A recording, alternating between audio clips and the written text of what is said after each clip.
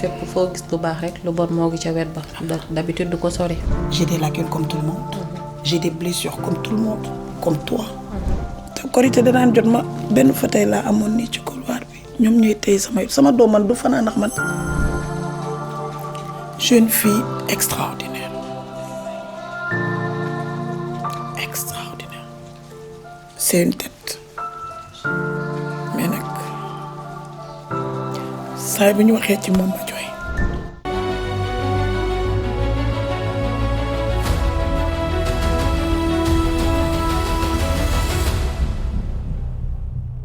salaamaaleykum mbokk internet yi ñu am contentement tey di leen dalal ci seen nouveau épisode podcast Femme de Valeur tey ñu am benn invité bu spécial comme d'habitude nee naa leen chaque jour nit ku spécial lañ leen di indil mu nekk une femme entrepreneur une battante macha allah jigéen bu mën góor jàmbaaru jigéen du ñu def lenn lu dul bàyyil di mu présenté wu Zaki Traiteur Tata Léna dalal ak jàmm ci sa podcast Femme de Valeur. Ça va, comment vous allez? C'est un immense plaisir d'être là. yéen kañ yéen lay jaajëfal ndax nga ak TikTok bi nu mu yaatoo ngeen choisir ma ci c'est un honneur d'être là. maa ngi nuyu ñëpp di jox ñëpp seen wàccuwaay di leen ne kontaan naa li ma fi nekk. macha allah kenn dootu ko présenté ci réseau yi mu nekk jàmbaaru jigéen liggéeyam njàmbaarteem tey moo ko may ñu invité ko fii. nee naa leen domaine bu mu nekk di liggéey mooy restauration mu nekk domaine boo xam ne c'est pas facile ak Sénégal ni muy demee jugement yi exigence yi mais macha allah chaque jour boo koy seetaan da ngay gën a am courage nekk di ci li nga nekk di ko gën a di gëm ko di ci góorgóorlu parce que da ngay xam ne jàmbaar la te référence la Tata Léna tey su ma la doon wax présentation nga présenté wu kan mooy Tata Léna. Tata Léna. C'est une dame mariée avec des enfants, natif de Thiès, grandi à Thiès, ñëw Dakar di fi wër walisu maamam comme toute autre personne ñëw pour sëy ñëw pour daan dooleem donc loolu may indi Dakar donc Léna Seck c'est aux Traiteur. Macha allah ma envoyé le message keroog nga répondre ma ne macha allah une femme instruite. Vous avez fait des études? Ah ouais, comme tout autre. J'ai une éducation très stricte. Une éducation bi nga xamante ni. sama yaay moo ma yar ak sama maam. Et fière d'eux. Parce que sama papa nekkatu fi yal na suuf ci kawam. C'est lui-même qui porte le nom de Zaki Traiteur. Ah d'accord. Donc sama yaay ma yar ak sama maam. te bu ma la nee bac rek laa am doo ko gëm. Mais ma maman c'est une Cap-Verdienne de père et de mère. D'accord. ñu yar ñu ci ay valeurs ak ay principes. ñu yar ñu ci hiérarchie. yar ñu ci wax nànk dox nànk libre di war a exprimer wu librement. maa toog nii tey. macha allah nga nekk di ko wane ci réseau yi parce que ku la xam la ci fulla fayda jàmbaar nga nekk ci domaine bu xaw a compliqué muy restauration. gars yi déjà ñemewuñ ko parce que dañ naan entrepreneuriat restauration Sénégal exigence yi. hygiène bi don la. dono dama ko doon ci sama maam. restaurant bu gënoon mag à Thiès. cité Pichini. moom moo ko yore woon madame Furtado. d'accord. sama yaay tamit. une grande battante je la salue de passage. moom it amoon restaurant. Thiès après Mboro. man it étant jeune. ñu nekkoon ci kër gi ñëpp sama maam bu defaraan maa ko daan yanu di dem jaay. donc li ma xam yëpp mën naa ni sama maam a tax ma xam ko. li ma xam yëpp côtoyer des restaurants à Thiès di ànd ay grands chefs. moo tax tey jii ma mën ko. macha allah. waaw mais nag sama maam. yàlla na suuf oyof ci kaw. amiin c'est elle qui m'a tout appris parce que sama yaay da doon daw ngir njaboot comme man ni may dawee ngir njaboot. donc li ma mën rek sama maam a tax. waaw pour dire honnêtement. macha allah fierté sûrement fi mu nekk moom lay am. ndax yaa ngi ci tànk yi di ko doxal. ba tey dañuy continuer ci restauration Sénégal xam nañ déjà exigence yi ñu am parfois nga gis ci commentaire yi non hygiène bi non lu bari damay gis dañ koy reprocher ñi nekk ci milieu entrepreneuriat ñi def restauration tout le temps yow lan ngay wax ci loolu. man je me dis que dañuy wax te duñu xam. loolu mooy yàgg parce que sénégalais c'est le juge c'est le médecin sénégalais ci tout est excès chez les sénégalais. ñoo gën a xam ñëpp ñoo gën a mën ñëpp. loolu moo tax duñu mën a di communiquer entre ñun duñu mën di ànd entre ñun. parce que duñu bàyyi duñu laay biirante suñu biir. parce que duñu baalante dara. parce que normalement gants yi ñuy sol sax c'est pas recommandé. parce que y a des bactéries. mieux vaut raxas sa loxo ba mu set. boo ma xoolee nii xam ne j'ai même pas d'ongle. duma def henné duma def dara parce que y a des produits chimiques. je préfère pas laal ko di laal togg bi. ñaareel bi amoo droit bàyyi sa greffage boo ma gisee saay soo ma gisee maa ngi teg dara sama bopp. parce que mën ngaa kii mun naaw dara dugg sa biir lekk bi te lekk dafa doon quelque chose de sensible. parce que kenn dafa dugal ñàmpe ak saabu pour raxas ko. donc mu nekk milieu bi nga xamante ni sama maam daf ma ko jàngal ci bu ma la nee à l'âge de 6 ans 7 ans laa commencé togg doo ma gëm. boo ma xoolee xam ne njoolu ma. je fais 1m60. mën naa ne nez de jardin la. mais ndaama bu bon laa mais dañ ma daan tegal ba may togg te dama daan dem bu ma jàngee école ba pare dem sama kër maam këru géwél yu mag la. bu ma demoon foofu. añ bi bu naajee dañuy jël mburu ñeexu soos boobu. xam nga loolu dafa neex. ku ci jaarul xamoo ko. ñu defal ma ko ma lekk et tout après ma dem jàngiwaat. donc ñoom dama leen daan gis dañoo mën a togg samay bàjjen mën a togg bañ nag sama benn bàjjen sa restaurant nekkoon naa ko au niveau de Castor. mu mën a togg. je la salue de passage bàjjen Ngoné. une grande dame. fa dëgg neex yàlla foofu laa jaar loolu. ñaari kër yooyu buñ ma tegalaan ma dem sama kër maam moom bu ñuy këttalu géwél xorom ak suukar lépp la ñuy boole mu saf. am kaani. si géwél dañ naan ku ci noir moo dem seen loxo. voilà ma dem sama kër maam ay Cap-Verdiennes lañu donc ñoom na neex tàng pas beaucoup d'huile pas beaucoup de bouillon et tout. donc y avait ces 2 maisons là. ñu dem bu ñu demee ba ci yàgg. ma dem ne sama maam tey damay def bu ngewale bi j'étais avec une autre cousine ñun ñaar ñoo gënoon ndaw ci kër sama maam ne tey togg leen. ma dem ne tey damay def lan mbaxal 5 heures. mbaxal 5 heures. waaw comme njogonal yi kër géew yi xam ne dañuy togg ay mbaxal. ma dem daal au lieu ma def xorom ma ne daal xorom bi des naa tem-temi xaaral ma dool ci suukar def ci liibaru suukar. sama maam ci biir mbaxal bi. sama maam elle avait une éducation tellement stricte. même tey jii boo leen fóotee. day ñëw ne chouchou ci portugais mooy dafay xeeñ. saabu bi des na ci lenkali bu ndaw bi dafay wàcc waat lépp ngay fóot di jooy day toj sa xol ci liggéey. donc même bu ñu daan paase bu ñu gàttee ma sama mag def ñuy tegal ba ñu paase bu ñu demee sama maam ku lekk rek mu ne ah kon leena yow yaa togg lii def ko ci bool ma def ni daf may encouragé ne ma lii ak lii dugg ko ci frigo bi ma dugg ko ci frigo bi saay bu ñu tegee añ wala saay bu ñu tegee la loolu lay jël ne ma tàngal ko nga lekk ko ba mu jeex. li nga suukaroon. lu ma suukaroon léegi xale boo ko ci def mu bañ. ça c'est ça qu'on appelle une éducation stricte. moo tax say lu may togg damay def attention bu baax a baax. macha allah. voilà ci foofu laa jaar. te je regrette pas. parce que bu njëkk ba da nga daan jooy dina kii man rek la bañ ñun ñëpp jaar nañ ci. effectivement. tey jii man du ma ko def sama doom ndax bu ma ko defee tey jii dina ma wax la nga xamante ni. waaw xale yi duñ ko nangu. waaw donc ñun foofu la ñu jaar. te on ne regrette pas. on ne regrette pas pour dire honnêtement. D'où la force de Zaki Traiteur sur les réseaux. Force de Zaki Traiteur sur les réseaux, je suis pas forte. Et j'ai pas peur de le crier à tue-tête. Ah bon? Ah oui, je suis loin d'être forte. Waaw réseaux sociaux il faut montrer bu dul liñ leen di wan rek mooy am. non j'ai des lacunes comme tout le monde. J'ai des blessures comme tout le monde comme toi. Comme les gens qui sont là. di xool on a des blessures qu'on peut pas dire. On a des blessures ya nga xamante ni.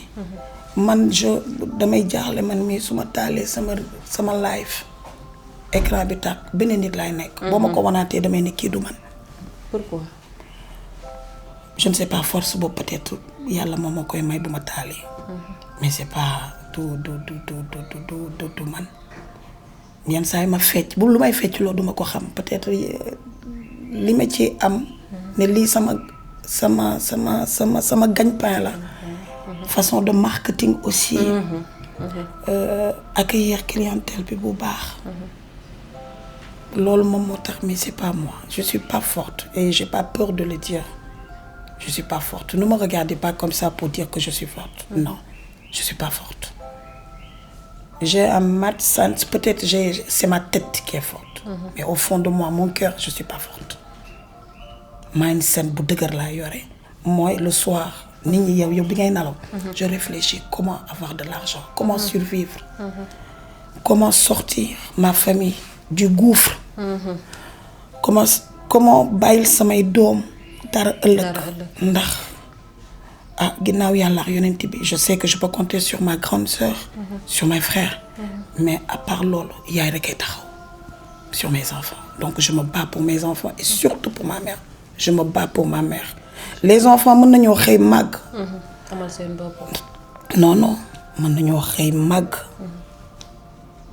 am beneen nuñ koy wax être égoïste da ngay gis ku sa yaay on faisait des caprices quand on était petite bëgguma lii sa yaay daw le soir tu tombes malade sa yaay jóg sa papa ngi nalaw bay xandoor donc yaay kenn mënu ko fay ci àddina donc je me bats pour ma mère je me bats pas pour mes enfants je me bats pour ma mère waaw je me bats pour parce que samay doom mën nañoo màgg ëllëg changer tey jii li ma leen di taxaw est-ce que dinañ ma ko taxaw suba yàlla rek a xam. ça reste à voir. mais yaay.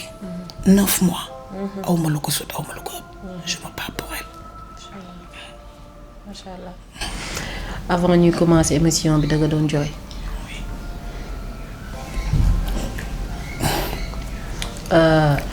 man je suis comme ça. émotive. très émotive. nit ñi dañuy def ni dama ñàkk fayda wala dara man ma seetaan film ma jooy. sama doom man propre doom bu ma ko dooree jooy yow tey jii boo ma waxoon xaw ma dëgg la wala fen la damay jooy peut-être faiblesse la ci man wax ko du noonu mais peut-être yàlla ma bindee noonu mënuma ci dara maa ngi koy jéem a xeex nag yàlla baax na dina ñëw émotive entrepreneuriat ni mu mettee les obstacles les défis nan ngay dundee loolu entrepreneuriat mooy lu gën a metti ci àddina tout peut basculer fraction de seconde effectivement mën nga endetté wu ba tiit ci àddina mais àndalax sa xam ni tant que entrepreneuriat tant que endetté woo ba sonn commencé ko entrepreneuriat tant que ñëpp di nalaw nga toog sa lépp di metti commencé ko entrepreneuriat du kese nga xëy rek nga tabax kër nga tabax oto nga am oto nga takk ay or non loolu du entrepreneuriat mooy xeex tous les jours di xëy di jug di fighting te àddina fighting la ba dernier chiffre entrepreneuriat neexul de wax naa ko benn yoon ci li nga nekk yow donc yaa ci mën a génne sa bopp du papa du yaay du jëkkër du papa du yaay du jëkkër xanaa ñoom seeni ñaan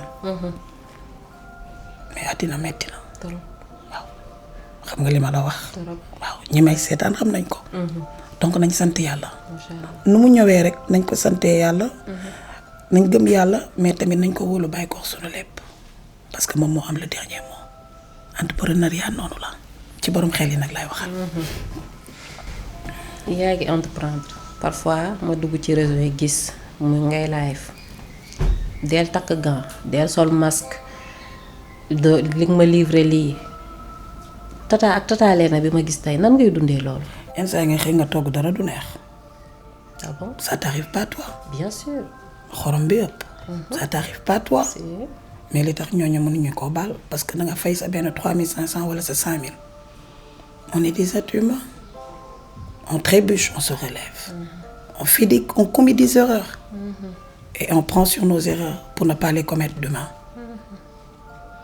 Réseaux sociaux yi mënul ñàkk parce que yow nii nga mel. yow nee nga mel. keneen ki est-ce que mel na noonu mënul nekk peut-être yow mën nga ma pardonner. mais keneen mën na ma bañ a pardonner. donc il faut prendre tout sur toi xam ne yow yaa accepté nekk sur TikTok pour jaay. donc lu ñu la mën a waxal rek prends sur toi stade boobu laa toll lu ma waay waxal rek je prends sur moi. mais parfois c'est pas facile à gérer. C'est pas facile des fois je pleure. parce que damay ne kii li may wax est-ce que xam na ma. déedéet. xamuma. déedéet. man it xawma ko. mais peut-être xalaatam moo ko yóbbu foofu. xalaatam wala xaalisam. waaw xaalisam dëgg la. mais bu mu xam ni mës naa jaay nit supp mu ne ma supp bi te dara neexu ci mu ne ko moi je vends des malades. te malade mënoo koo jaay nga def ci poobar ba mu saf. déedéet. donc yow mii di jaay da ngay calculer malade bi. da ngay calculer ñu am tension. da ngay calculer ñu am diabète. da ngay calculer ñu bëri parce qu'il y a trop de cholestérol dans ce pays. médecins yi xam nañ li may wax ñu def restauration xam nañ loolu. donc du question nit ki li muy jënd rek dafa war a saf dafa war a neex te tous les jours nit ki mën na erreur.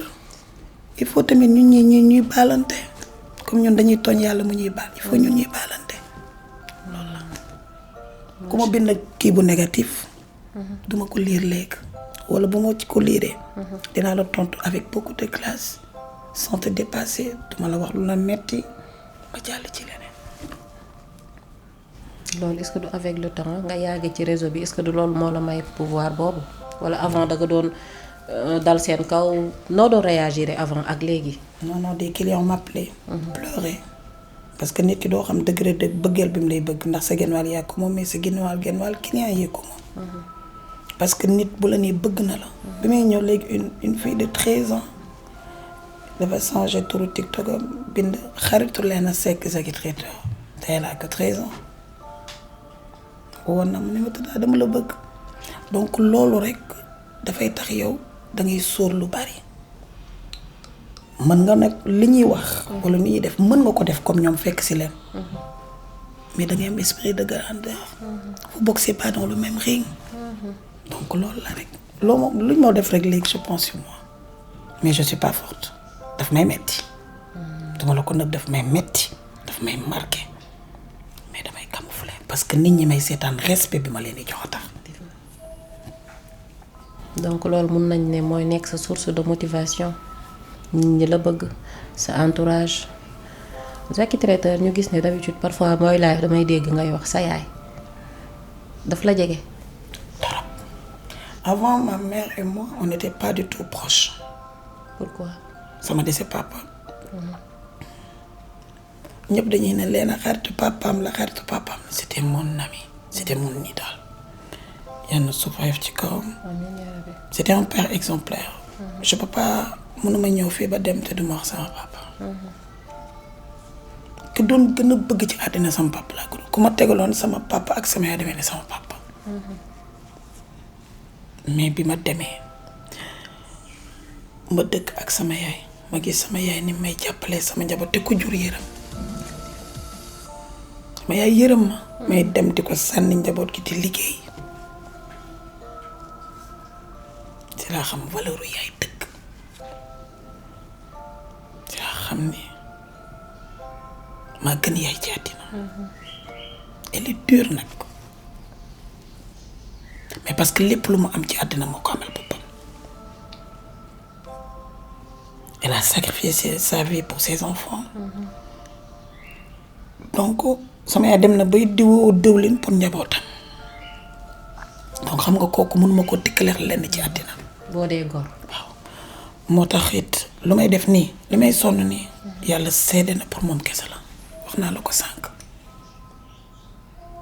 sama pour samay njaboot ndax doom bu jigéen day dem sëy ji day dem sëy ku góor mën na la takkal jabar indi la jabar ji gis nañ fi yaay ak doom bu tasaaroo mais yaay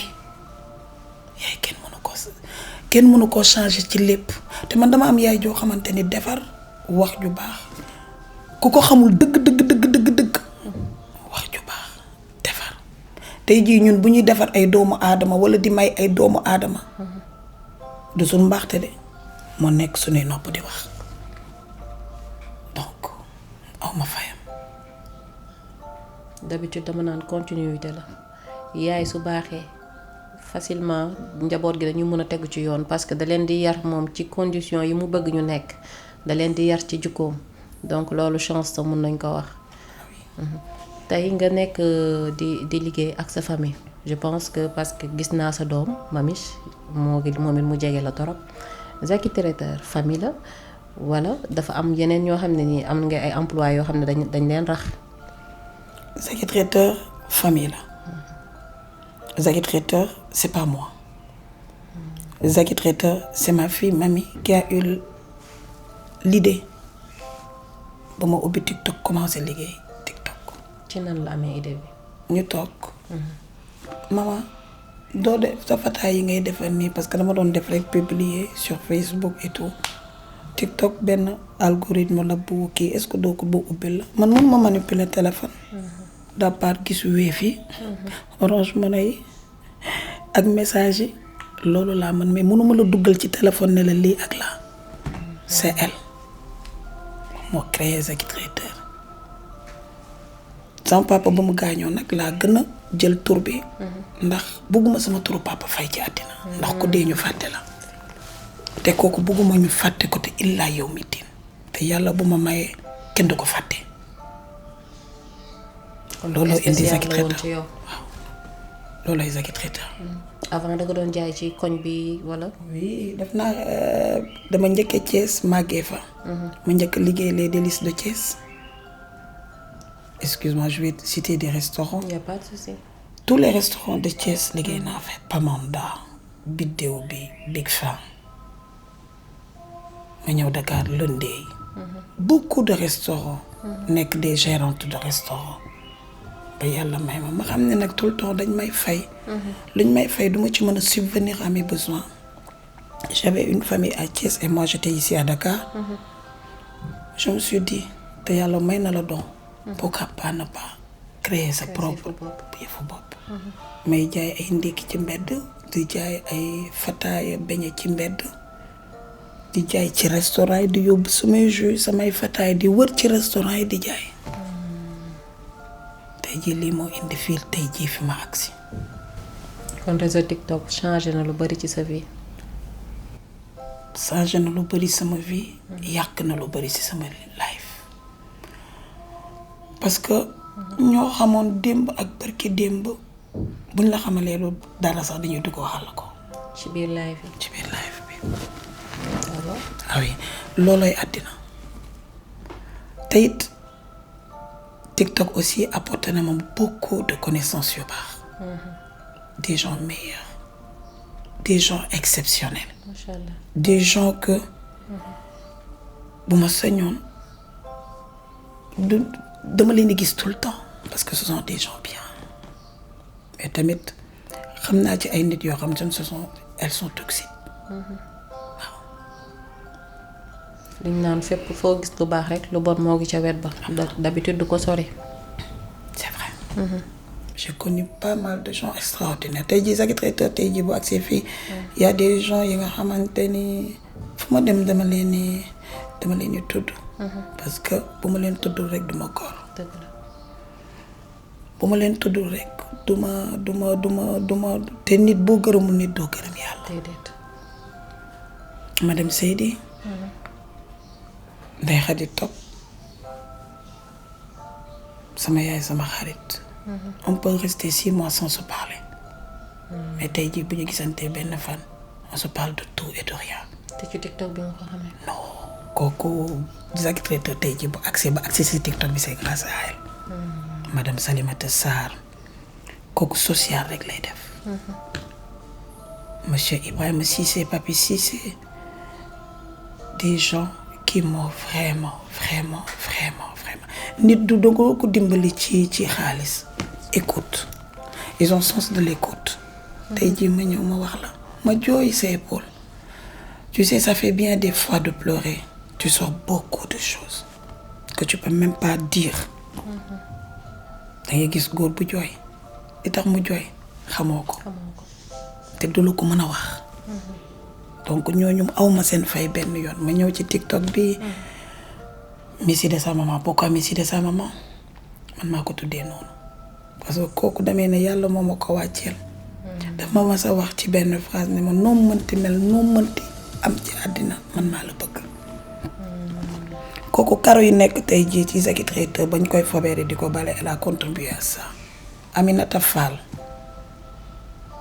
kooku amul yaay amul papa maa yaayam mën nañoo toog 6 mois duñ déggante mais ku baax a ngi noonu machallah les délices de Kira Ndeye Kane une personne extraordinaire mënoo koo xam tant que boo leen ne Ndeye Kane benn yoon lañu gisee di nga ko gëm ah bon ah oui mais on parle chaque 2 jours ou chaque jour foofu dama lay doon moom dama koy lancer message direct maa ngi koy wër li ma jaaxal ci moom mooy jigéen bu am lu ñëpp di wër une nationalité américaine mu am fitu bàyyi ko États-Unis ñëw toog Sénégal samp di jaay beñe fataaya Ndeye Kane message boobu yaa ko moom yaay ma tax dinaa la ko wax te yaay ma tax soo ko gisee après waaw yaay ma tax moom nag jëkkër ju baax macha allah il a un grand monsieur lui jëkkër ju baax Ndeye Kane une personne extraordinaire Mami Nia sama doom pas Mami Diop sama propre doom mais Mami Nia tey ji ñoom Naaru Gueye ce sont les premières modératrices yu ma am ci TikTok j'avais ay 4 vues 5 vues ay ñoom Bébé Dash ñooñu ñooy Zaki Traiteur man duma Zaki Traiteur parce que tey ji Zaki Traiteur bu accès fii c'est grâce à eux du man équipe bu Zaki Traiteur bi nag sama yaay mooy génne commande yi ah mère mu ngi ci biir yàlla na ko yàlla may gudd fan amiin bu fekkee lépp insha allah Vieux kooku sama doom bu góor la c'était un livreur sa doom sama Vieux sama doom laa koy sama taw bu góor c'était mon livreur ma formé ko nem yoo lekk moo ko defar Yoro Ndiaye Vieux moo ko fa indi Vieux bu daan dawal mooy téye commande bi commande bu génn c'est le directeur des livreurs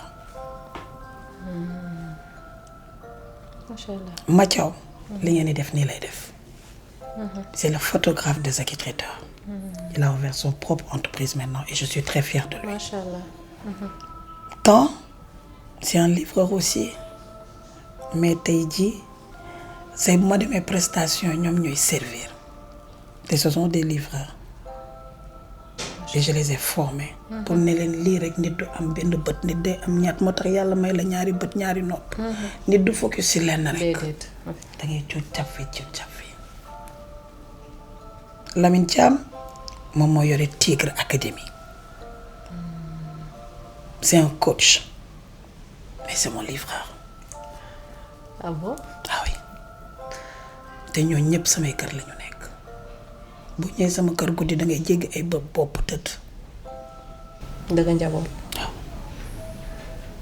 ñooñu ma si ce sont des personnes que duma leen mas a fàtte ci àddina non jamais nu ñu mel bëgg naa lu ñu def bëgg naa parce que ils m'ont toujours épaulé dans des moments parce que tëjoon naa fi ah oui tëjoon naa fi c'est eux ñoom ñoo ma joxaat force ne ma jógal donc ñoo ñëw ma seen fay et par fii ma ñëw tey sant naa leen gërëm naa leen ndax seen yaayu aussi mënoon nañ maa bàyyi seeni doom dinaa leen saaga dinaa leen dóor mais dama bëgg rek ñu réussir parce que fa ma jaar laay bañ ñu jaar fa dama bëgg ñu bañ a tendre la main ak qui que ce soit ndax alors nit dina xam sa problème te du la ko fajal ma bëgg ñu faytu surtout Vieux man bu tekkee sama fierté la parce que moom dañoo am fu ñu jaar yaay mu wax baat bu may touché moo tax xaw ma ba xam dina seetaan lii wala du ko seetaan tu n'as pas le droit d'échouer ñu bari xamuñu nag mais moom xam na man xam naa te yàlla xam na waaw à part ça il y a mon petit frère mooy sama caatu yaay sunu kër ñoom ñëpp ay intellectuel Sama grande sœur c'est un comptable à la Sonatel. Ce sont des têtes. Sama rakk tamit banquier la gogo. awma rakk bu liggéeyul macha allah. mais moom il a laissé tout parce que il sait que dama sonn Abdou Khadre mag dina ñaanal rakk mais giñ naa ko ci yaa Rasulullah du jàkk du gis lu ko metti ci àddina rakk juy toog gis nga sonn muy bës sa tànk c'est très rare. Tu as les larmes aux yeux parce que kooku duma parce que xawma ba xam dinaa fekke wala duma fekke ndax yàlla rekk a xam wax ju àgg yàlla neex mais man samay rakk j'ai les meilleurs petits frères au monde. sama famille sama yaay sama grande sœur sama tante dañ ma jàppale te korité danaan jot ma benn fauteuil laa amoon nii ci couloir bi ñoom ñuy tey sama doom man du fanaan ndax man ñoom la ñuy fanaanal dogaw ma seen fay. Abdou Khadre merci duma ci sori parce que ñaan bu yàgg sama na koo kar merci à toi. dinañ ko dégg comme ni ko waxee entourage dafa am solo ci dundu doomu aadama. torop surtout lui nag il a apporté beaucoup de choses parce que man dama nekkoon dans l'informel mënoon def léegi dépenser ko léegi mu jeex mais tey jii bu mu ñëwee sama lu bari changé na aw ma woon compte bancaire am naa léegi compte bancaire moo mel ne leena defal nii maa ngi xalaat léegi avenir léegi nit sa daf may def mu ne man non man léegi dootuma téye te liquide amatuma liquide mooy denc yëpp donc alhamdulillahi rabbil alamin. donc yow da nga dugg ci entrepreneuriat à l'aveuglette. parce que j'avais pas le choix. Quand tu vois ta maman sama dafa amoon marché biir marché Thiès la doon jaayee mënu woon dajale les deux bouts mu metti woon loolu. Quand tu vois ta maman sonn jugal nga dem liggéey loolu ma poussé à l'entrepreneuriat. macha allah ma gis ci say benn vidéo nga ne on travaille pour survivre. effectivement. lan moo tax loolu restauration dafa doxul charge yi ñoo bari wala lig ci gagné moo demeewul noonu. lan j'ai beaucoup de charges. Tu peux pas te comparer à une personne ku tabax këram def restaurant ci biir wala mu nekk ci kër papaam ak kër yaayam di def restauration. Quand tu payes une location nga war a fay courant fay ndox yaa ngi dégg.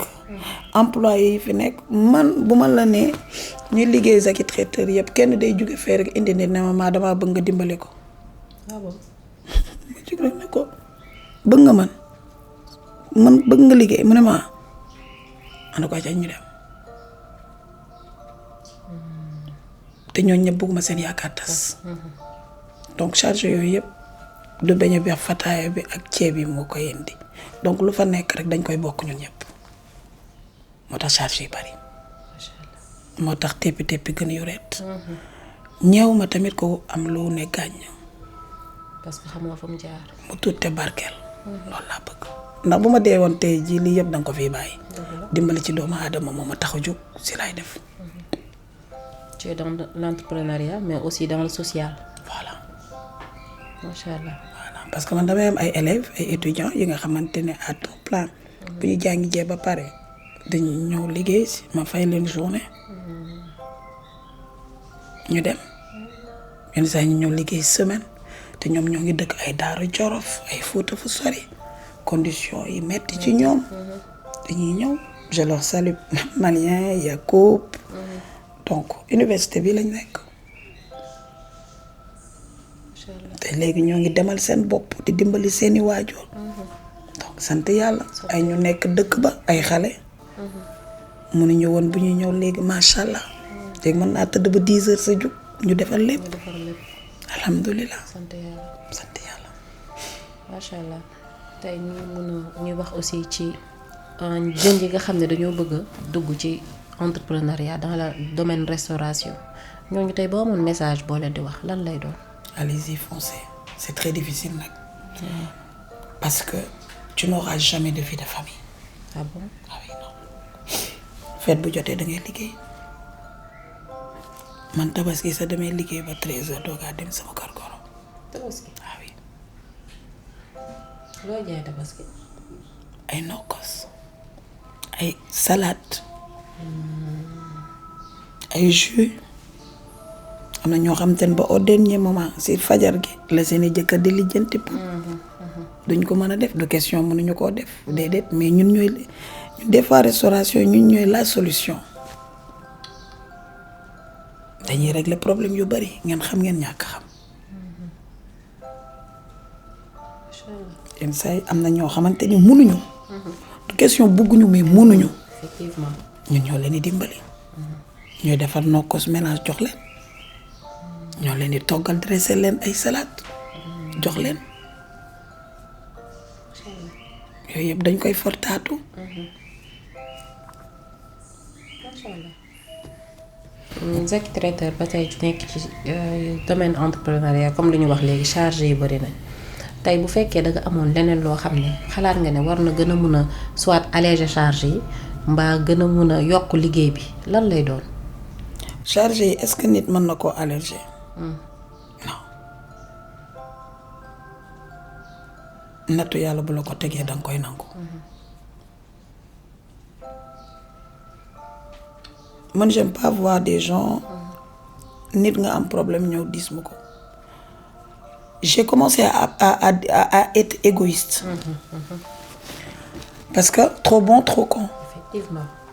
et les gens daan jël sama faiblesse di ko kii mais je commence à apprendre moo tax man la Abdou Khadre dafa am benn kii bu muy jouer en même temps aussi di seetaan man TikTok duma seetaan lu bari. lu bari mën na xew après xale yi ñoo ma koy wan. mais je suis tout le temps Manu. Olgi.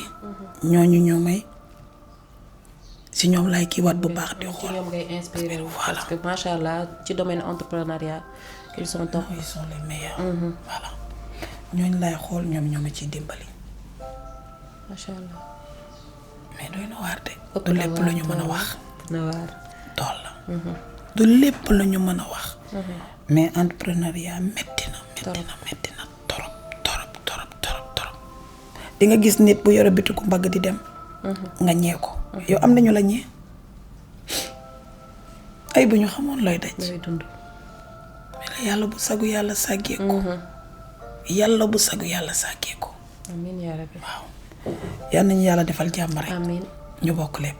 tey may ñëw wan la benn vidéo ñu dugg ci domaine femme de valeur. parce que sànq ba tey ñëw ci entrepreneuriat. tout à fait. donc en tant que mère bu ma la wanee vidéo bi tey nga seetaan ko qu'est-ce que ça vous fait en tant que mère. Mamie sacré mamie kii moom laa njëkk a gis ci doom sama taw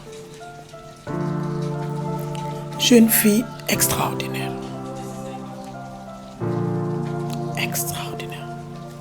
c'est une tête mais nag saa bi ñu waxee ci moom ma jooy dama bëgg ñu xuus foofu ci lu bari mais dama koy ñaanal ku defal rek ak weer ma koy ñaanal seede yàlla barke Cheikh San maa ngi ñaan yàlla yal na ma ko yàlla sàmmal ma fekke ma ñàkk fekke dénk naa yàlla rek sama doom ji waaw foofu nag dama mën a xuus c'est une fille boo xamante ni maax moom on a traversé beaucoup de choses. Ah oui, on a traversé beaucoup de choses elle et moi mais doom gënu ko te doom du ko mës a gën ci àddina. Sache que comme tu es fière de moi, moi aussi je suis très fière de toi. lu mënti am ci àddina je serai toujours là à tes côtés. macha allah mami dégg nga message bi la sa yaay lancé continuité laa ko tuddee parce que yaay tey day doon yow sa yaay yow mu nekk tey ay say doom je pense continuité laa ko mën a tuddee parce que héritage la booy jël ci sa yaay di ko jox sa doom yaa ko wax yaa ngi parce que ne m'a jamais laissé. Nous tous on a commis des erreurs quand on était petit. Mais ma mère n'a jamais laissé. Donc j'ai pas le droit de laisser mes enfants, quel que soit Alpha. J'ai une fille extraordinaire, très intelligente, machallah, machallah, machallah. Mais cat du wees. cat du wees te cat bu rey te nit bu la mënul jot ci sa njaboot lay dem. sa njaboot lay jaar. nit. bu la mënul jot. ci sa njaboot lay dem. gëwuma woon l'Afrique a ses traditions et ses réalités. mais dama ko gëm. ko gëm léegi parce que da ko dund. dama ko dund. mais yal na yàlla barkeel sunu njaboot gi. amiin yaa rabbi. lu ñuy daw ngir njaboot yal na ci yàlla tasaare ci njabootu jàmbur yëpp. ñëpp yàlla miy baaxal yal na baaxal njaboot gi. amiin yaa rabbi amiin. ñu fekkee ko ñun ñëpp te tal ko. tey boo amee message booy lancer jigéen ñi sujet d'actualité jigéen ñi ngi souffrir ñoo ci sëy ñu leen di dóor ñoo leen di maltraiter tey boo amee message boo leen di lancer lan lay doon ak lan mooy doon pour yow solution bi ñu génn ci situation yooyu ñu nekk. man mbëggeel duma jaral yenn yi. non mbëggeel. duma jaral yenn yi. nit duma la muñ looloo mënta muñ. gis nga lu feeñ ci ngoro lu dem ci sëy li excusez-moi du terme que je vais utiliser. medd sa duma ko sekkar yow. ba dóor ma war ko sekkar yow. day rafet ñu ànd. ci faratu sunna Muhammad ñu sëy mu rafet. ñu jur ci ay doom yàlla barkeel. mais nag xale jigéen ñi bu ñu bàyyi dépendre ci góor aussi loolu tamit day indi lu bari man góor duma tere liggéey góor duma tere jëm fi ma war a jëm même boo ma tegaloon milliard bu ma amee lu ma war a lijjanti dama koy dem lijjanti parce que lijjantiwuma lu ñàkk fayda. lijjantiwuma lu bon. damay leen lijjanti pour man ak sama njaboot ak pour yow ak ñeneen ak ñeneen. donc xale jigéen ñi nañ bàyyi nañ dem daani doole bu ñu focus dëgg sëy dëgg la neex na ndax say jëkkër booy sëy sa jëkkër moo la mën a dugal àjjana nit ñee koy wax mais àjjana yàllaa ko yor de àjjana yàllaa ko yor liggéeyal quitte avec ta conscience nga liggéey normal yéen ñëpp jàmm am paix du cœur c'est important jigéen ñi nañ dem liggéey bàyyi sëy ba dee kenn sëyatul ba dee nañ focus ci seen bopp bu ñu toog di jur di teg déedéet xam ne jamono dafa metti te jamono dafa changé boo duggee TikTok bi damay kontaan jigéen ñi ay jàmbaar la jàmbaar dëgg mooy jigéen dina am cicatrice yoo xamante ni bu toogee jaayam fàtte ko bu tournee gis njabootam fàtte ko donc yal na yàlla barkeel waaw fa dëgg neex yàlla nañ leen jóg liggéey ñun ñëpp am nañ lu ñu metti mais jóg leen mais bu leen nangu yenn yi ba dee rey di leen ci fekk yooyu yëpp nañ ko bañ. bu ma la doon wax définition femme de valeur pour yow lan mooy définition femme de valeur bu ma la doon wax nga définiral ma ko lan nga may wax. femme de valeur c'est toi. femme de valeur ce sont les gens qui nous regardent ñoo ñooy femme de valeur. femme de valeur mooy femme bi nga xamante ne xam na li mu bëgg. xam na fu mu bëgg a àgg. te xam na moom mooy kan. te comment vivre dans cette société. ko koy femme de valeur. ñu bañ a perdre suñuy valeur ak suñuy repère. ñun ñëpp ay femme de valeur lañu. mais nañ ko doxee waxee ko jëfee ko. c'est important. tey nga gis jigéen ñi di foncer dans le domaine de l'entrepreneuriat bàyyiwuñu nag xeebuñu leen ñooñu tey boo amoon loo leen di dolli wala conseil boo leen di jox lan lay doon. entrepreneuriat lan lay conseiller xale jigéen ñi ak lan laa leen di dooleel. mooy bu ñu am kersa. da ngay gis tey jii man ma am kersa kii mën na lii ma war a dem ci moom mu jàngal ma. te bu ñu baisser les bras. bu ñu xeeb ci lu ñu nekk. loolu entrepreneuriat la wala. jaay caaf entrepreneuriat la. nga sol sa yére bu baax bu set. nga toog saaf sa gerte. fomp ko ba mu set def ko ci ay biteel. mën nga ko expédier en France wala nga expédier lu yëpp entrepreneuriat la. mais bu ñu xool ni toog bureau rek mooy kii. nañ gën a focus ci sunu liggéey. loolu laa gis duma xam sa lu may wax tellement entrepreneuriat sénégalais il faut ñuy jàppalante sunu biir. loolu moo ñu manqué. la solidarité. Oh, solidarité féminine. Est-ce que ça existe? Il y en a pas ici au Sénégal. dañuy ne femme yaa ko femme. L'hypocrisie moom ngay gën a jege. Ah oui nit dina la réete bugg la. mais bu ñu jéemoon nekk benn man tout le temps dama koy wax samay live. beneen xeet bu duggee sama live ne ma waxal tubaab dama koy ne laaxu moom ma tubaab olof laa. olof laay làkk. donc loolu la niñ jàppalante. tey ba tey ci entrepreneuriat parfois nga rencontrer ay défis yu metti yoo xam ne dangay dem ba bëgg a baisser les bras loolu mës na la arrivé. dimbali nit jël li ma jaay yëpp jox ko nit. lendemain awma lu ma jaay. lan moo tax loolu.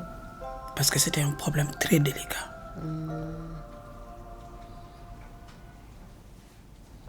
Très délicat. ba tey maa ngi fay bor bi. donc loolu taxoon na nga bëgg a baisser les bras. ma baisser les bras. ñaareel bi. ma togg mbana cere mbuum. biñ koy jàpp mu tuuru daanu. et on devait le livrer à 30 minutes.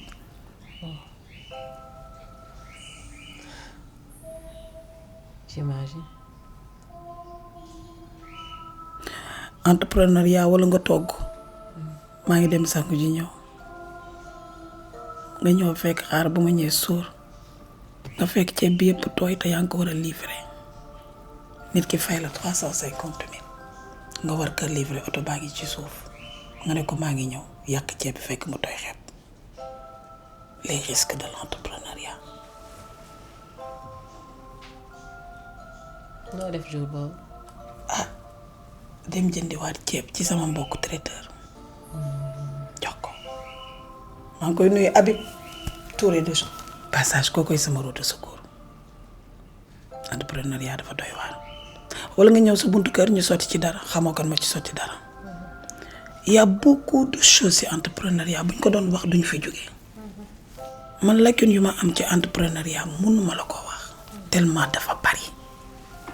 lan moo lay meilleure force pour nga jóg lan mooy nekk motivation bi. man fekkee man la rek sama jëkkër man na ma yor. fekkee man la rek sama yaay duma bàyyi ma dee xiif ak samay frère parce que ñoom ñëpp a ngi liggéey. mais nit ñi ma wër ñi fa yaakaar seen wërsëg. ñooñu ñoo lay motiver. ñoo may motiver ma jóg. ak man samay propre soxla. weer dee nga war a fay luwaas. te yaakaaroo ko ci kenn da ngay jóg liggéey. te ñaan dafa metti. dafa metti góor moomu ko. loolu ma posé tey jii ma def entrepreneuriat. macha allah pour survivre comme ni ma la wax. waaw mais wutuma ci la nga xamante ni fa dëgg neex yàlla.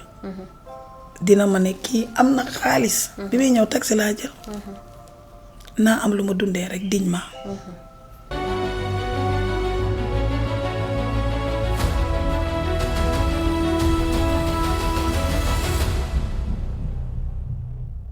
sama mbokku jigéen yi tey nag bëgg naa ngeen jàpp te bañ a bàyyi même buñ leen tegee ci prison doore ngeen am lépp dem leen daani doole. daani doole moo njëkk te mooy bu wóor bi bu leen bàyyi jigéen dëgg du tàllal loxo day jug dem wuti ci ko xool leen ci Zaki Traiteur ba tey maa ngi daw te duma mës a bàyyi bu leen mës a bàyyi na leen liggéey ci jaamu yàlla la bokk nit bu la mayee million fekk laax sa dërëm daf laa mottalil donc nañ leen liggéey.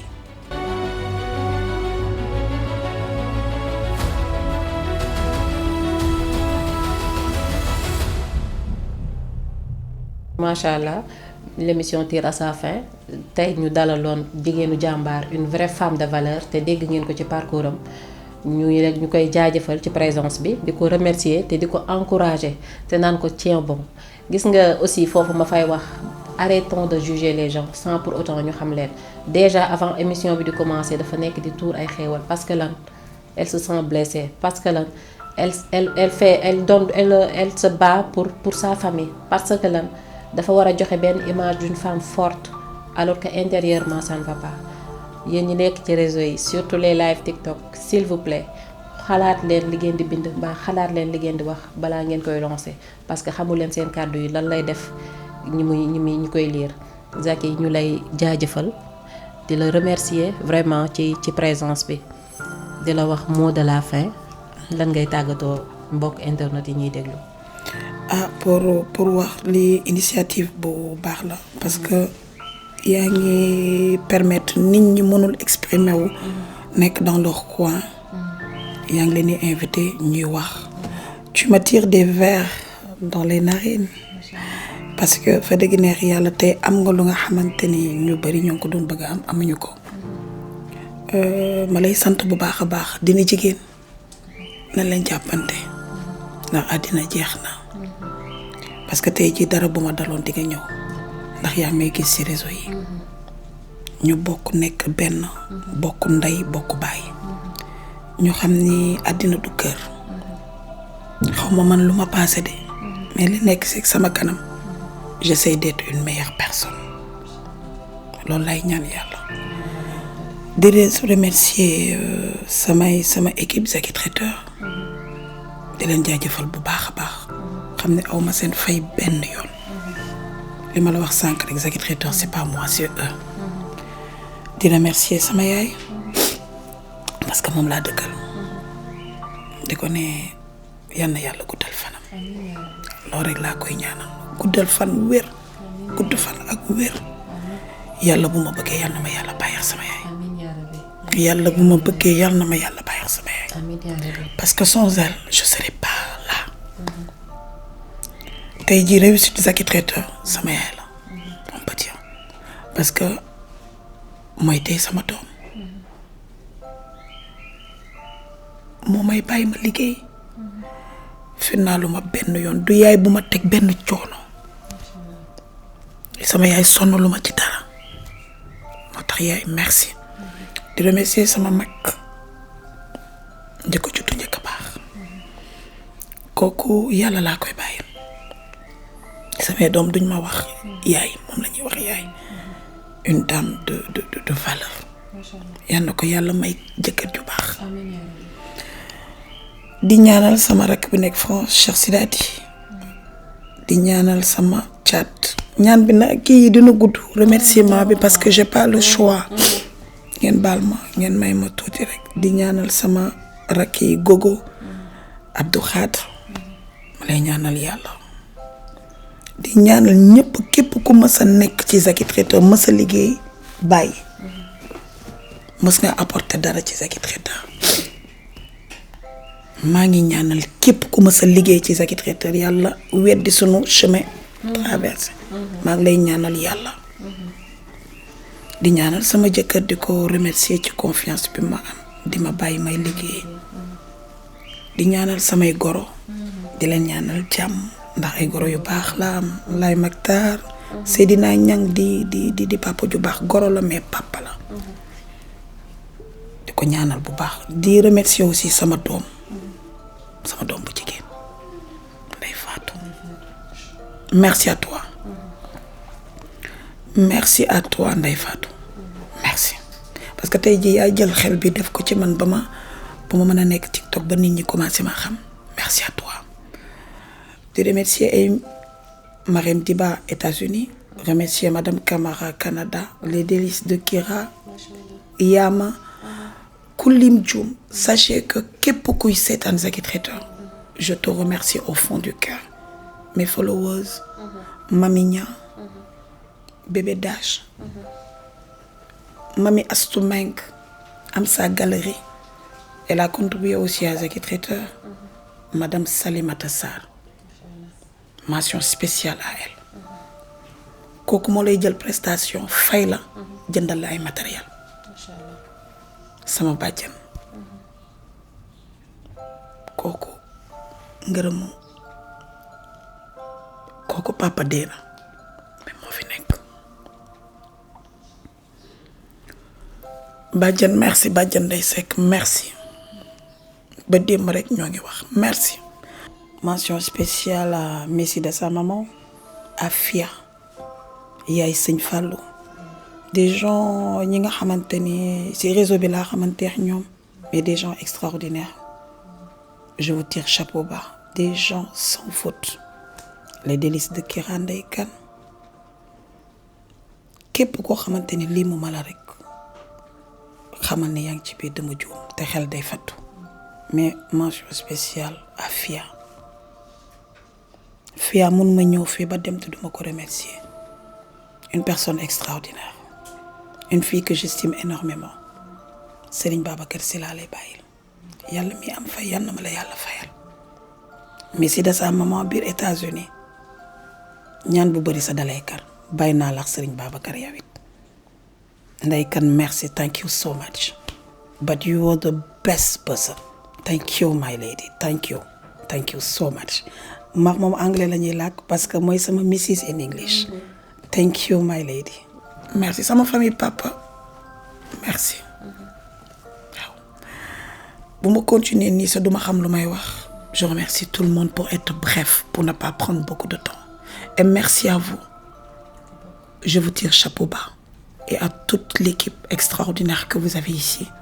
Merci à vous. Yal na leen yàlla fay yow. Amiin yaa rabbi. Zaki Traiteur se trouve sur Ouest Foire en partant au marché Serigne Fallou. 77 605 26 23 339 83 09 77 848 13 81. Merci. mbokk internet yi ñu doon seetaan ñu leen di jaajëfal macha allah nee naa leen chaque numéro femme de valeur da ngeen ciy gis seen bopp parce que dañ leen di indil invité bu spécial boo xam ne bu la rencontré parcours am boo toogoon di nelaw di nga jóg boo déggee Zaki Traiteur tey lu mu la wax dans la restauration nga toog di xaar di nga xam ne toog xaar waruma.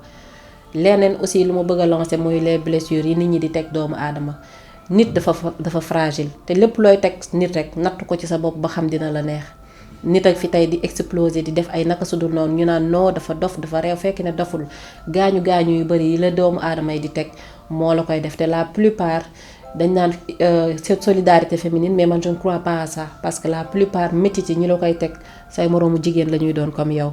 rafetul jekkul jigéen moo war a jàppale moroomu jigéenam foofu la réew mi toll soyons solidaires pour bu ñu bëggee Sénégal jëm kanam soyons solidaires bu ñu bëggee tey suñuy njaboot mën cee génn loolu mooy suñuy avantage ñuy remercier suñu partenaire officiel MD Production ak One Village by Abdoulaye Ahmadou Bamba Ndiaye di leen jox dig daje ci beneen numéro podcast ak beneen invité bu bees nekk leen ci jàmm te bu leen fàttee di abonné wu ci suñuy compte YouTube Femme de Valeur TV TikTok ak Instagram boo ci dem rek boo defee femme de valeur macha allah les meilleurs podcasts les meilleures discussions les meilleurs parcours des femmes du ngeen ko fa gis incha allah merci beaucoup et à la prochaine.